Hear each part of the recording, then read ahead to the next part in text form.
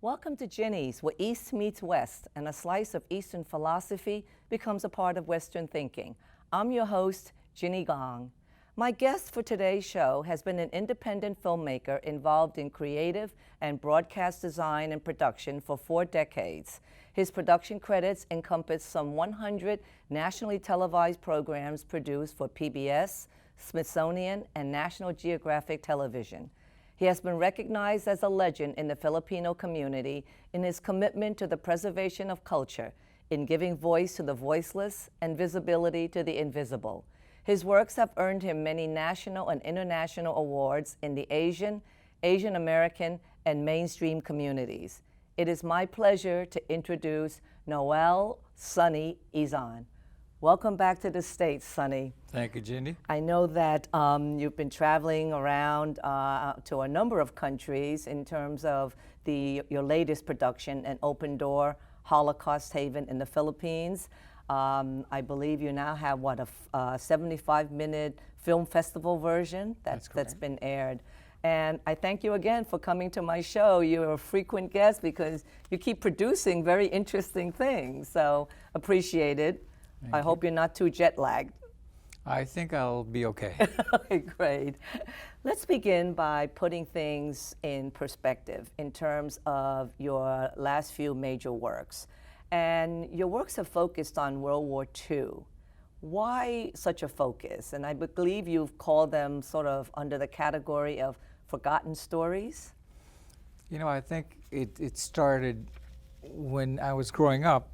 I was born in 1946, so much of the detritus of war was still around where I was growing up. We had tanks, you know, all kinds of materiel. So I think there was a part of me that felt like there was something big that happened, but somehow I missed it. And so I think that was just a fascination as a child, but it became more of an obsession as I got older, and I wanted to be part of the story. And I figured I can't, bring back the past, but perhaps I can find stories that I can, bring to the world. And so that how many years would you say you spent on this quest? I guess a lot. 1995, I guess, would be the first time that I started really looking into it. And so I have quite a collection. Yeah, 20-something years. Yeah. Wow. So the first of your documentaries was An Untold Triumph. What was that project about? That was about the 1st and 2nd Filipino Infantry Regiments of the U.S. Army, and this was an all-Filipino volunteer regiment. It wasn't segregated. It was Filipinos who wanted to be able to fight together as a unit and to help liberate. So then let me just clarify here. What's the difference as to whether it's segregated or whether it's a volunteer Filipino? Well, the difference is that they don't have to be segregated. Other Filipinos joined in other units, fighting in Europe, fighting elsewhere, but this particular group wanted to remain together as a unit in order to help liberate their motherland. I see. And now, the last time we spoke, this was going to be part of a PBS national broadcasting. Did that happen? It did. It was part of a national PBS program on Memorial Day 2005. It aired on prime time, and I think we reached about 3 million households on our maiden broadcast, so we were very pleased with that. Wow, that's great. So the Philippines' participation in the war, as we know, over the years, there's been a lot of discussion about whether or not there's been fair treatment of our Filipino veterans. What's your position on that? Well, unfortunately, we do have these inconvenient occurrences in our history where, we have reneged on promises to certain peoples. And this was the case with the Filipino soldiers, where when they got into the war, under President Roosevelt's directive, they were told that they would get the same rights and privileges as any American GI.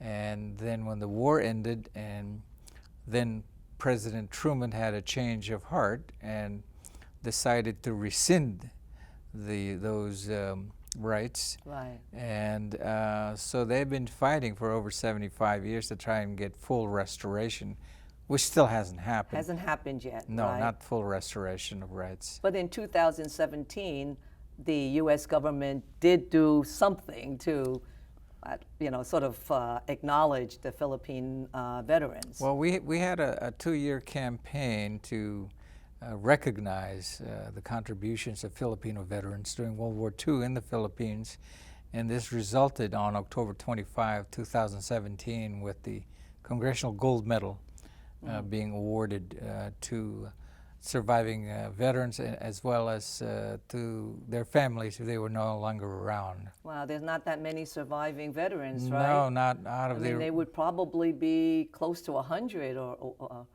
more. Not that many, out of an original 250,000, so right. you're dealing with a lot of attrition over the years. Right. You know, it's interesting when you just talked about the change in administration and the impact that it had on the Filipino veterans. But if you look at what's going on now in our country, right, with the change of administration, you've got a lot of young people, DACA students, whose lives are now being impacted because there's a change in administration and a change of heart. Mm-hmm. So true. Yeah, we have this wheel revolving, and sometimes you're up, sometimes you're down. Yeah, right. So I'm going to move on to your second project, which is Chocolate Soldiers in the U.S., right? From the USA. From yes. the USA.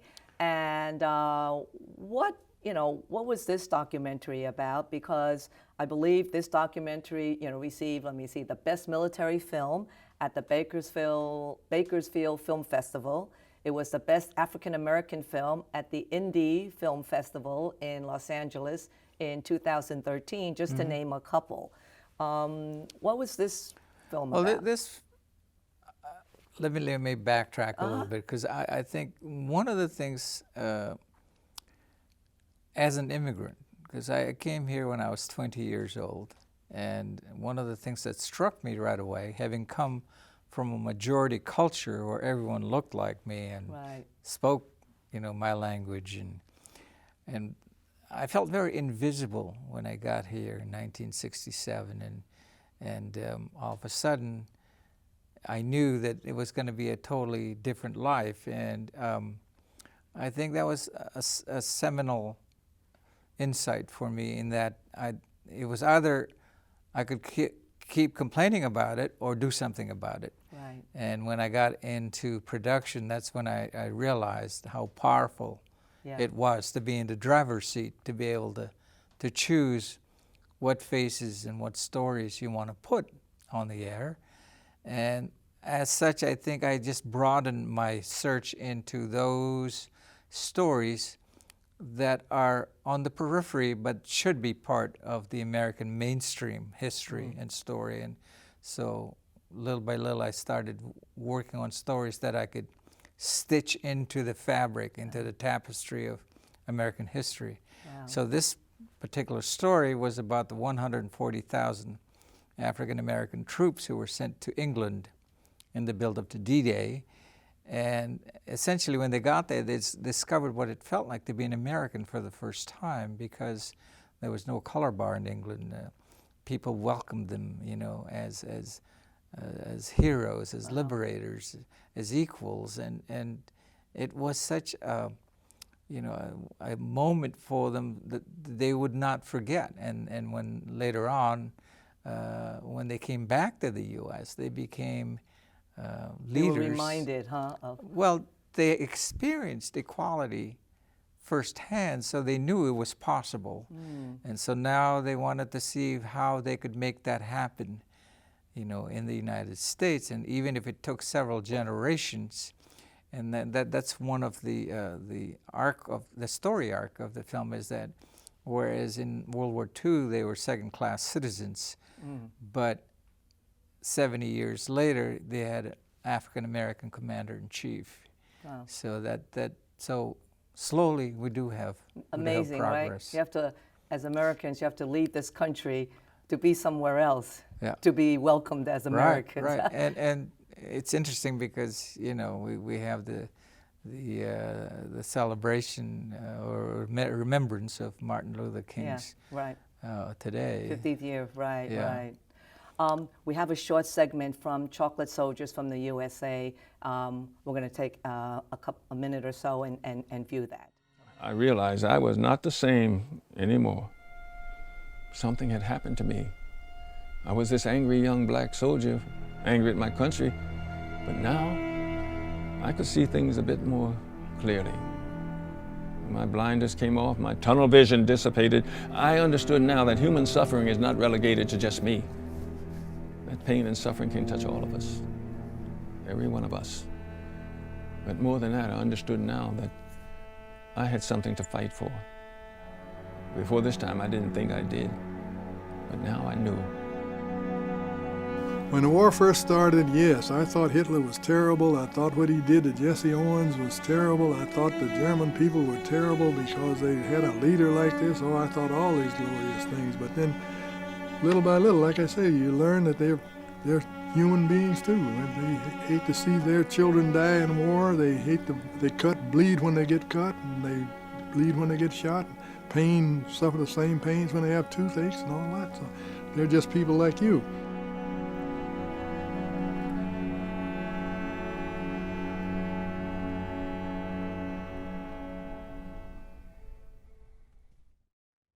So, Sonny, what we just saw was a video from Chocolate Soldiers from the USA. Was this a segregated unit?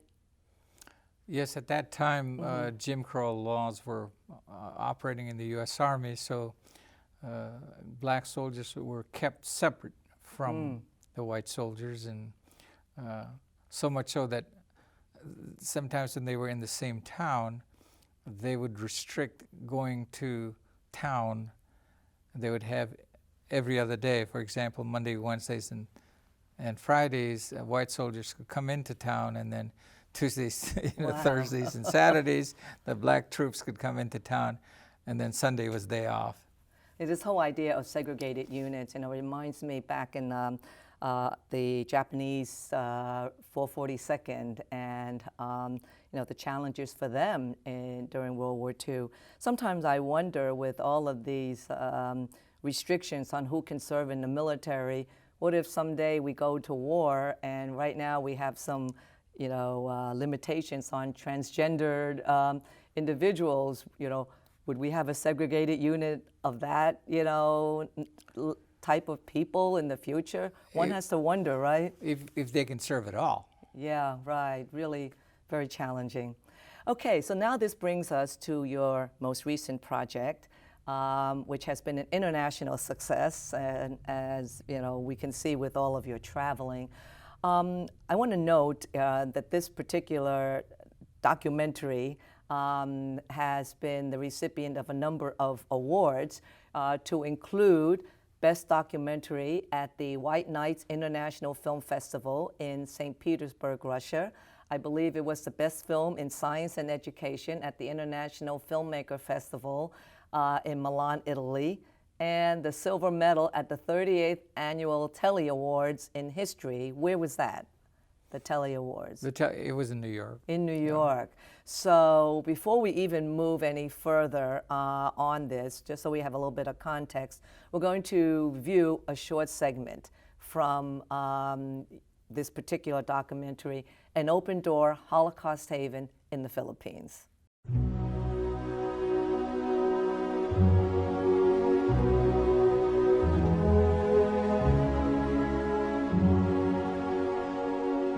He offered the country as a sanctuary for refugees. It was just the right thing to do as far as he was concerned. It was just the mere humanity of it and his feeling for empathy for a persecuted people.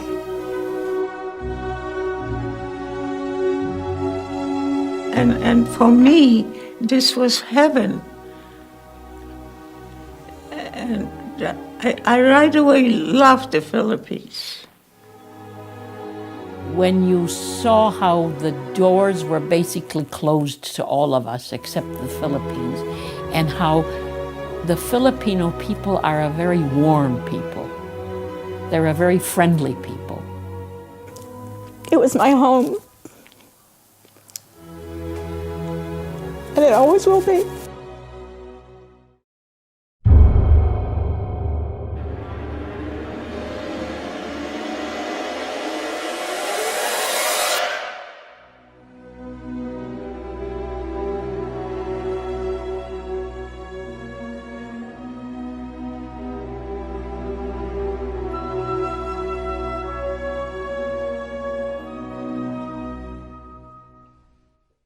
Okay, so now that we just saw the clip from the documentary, tell us about this project. What was this about? Why produce a project about Holocaust haven in the Philippines? Well, actually, of all the projects I've worked on, this one I was destined to do. I did not know at the time how personally connected I was to the story. There was a family story that had been going on since I could remember, that there was this European man who was a friend of my dad's, and when my dad was deathly ill in 1945, this man saved my father's life.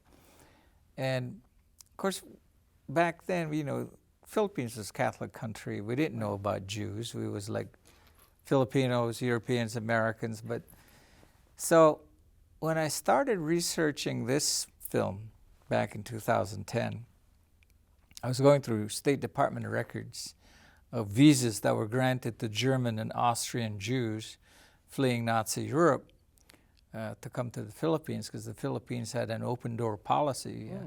The then President Manuel Quezon felt strongly that asylum was a basic human right. So he opened up the Philippines to all refugees. But the Philippines was a commonwealth, was it not? It was. Okay. From 1935 to 1946. Okay, so didn't it have to abide by the rules of the U.S. in regards to immigration? It did. Some rules applied to it, but as a commonwealth, because they'd never had a commonwealth, I think that was part of the beauty of it, was that they were able to skirt around some things. And in the new constitution of the Philippines, it allowed the president ultimate power on who was able to disembark on Philippine soil, and he had the right to grant asylum to whomever he thought was in need.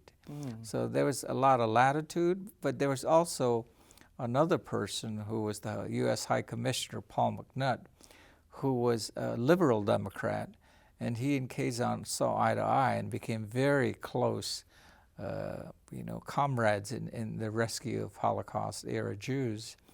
So just so I can clarify, so you have these two people in leadership roles who were very open and welcoming. How about the Filipino people? Did they pretty much feel that way as well? The Filipinos welcomed the Jews with not just open doors, but open hearts as well. And when you see the full film, you'll see how all the refugees pretty much felt that the Philippines was not just a place of refuge, but it was home for many of them. And they were very reluctant to leave after the war.